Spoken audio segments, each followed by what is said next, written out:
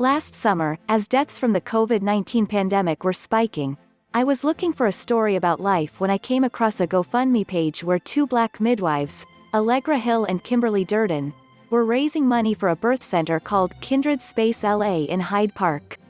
At a time when people of color were disproportionately being sickened and killed by the pandemic, Allegra and Kimberly were bettering life from the core, caring for mothers and their infants.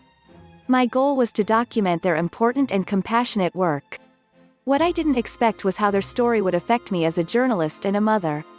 A few months after starting to photograph this story, I became pregnant with my second baby. I continued appointments with my obstetrician, which because of the pandemic were boiled down to the essentials.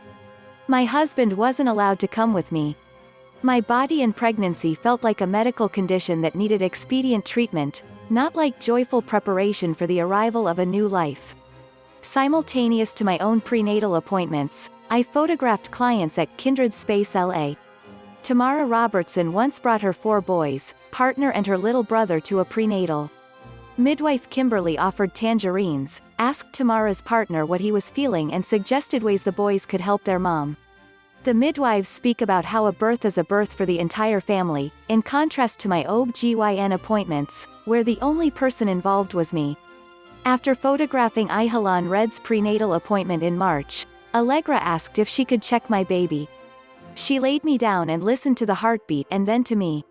She asked what I was feeling, and I shared how my husband and I sometimes have differing views on child rearing. She listened and offered her presence. I was treated like a human, not just a body, or just a photographer capturing her story. I was 31 weeks pregnant when Ashanique Nelson-Cavil was delivering her baby in the birth room at Kindred Space LA. Throughout the hours-long delivery, Kimberly and Allegra worked tirelessly, an intense and amazing experience to witness.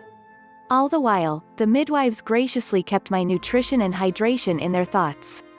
"Have you eaten? We have water here. Would you like a snack? Can I make you some eggs?" I was drawn to this story, in part, to learn why some people find refuge in an out-of-hospital birth. I had grown up without putting much thought into my birth experience, just assuming, like many in the United States do, that it would take place in a hospital.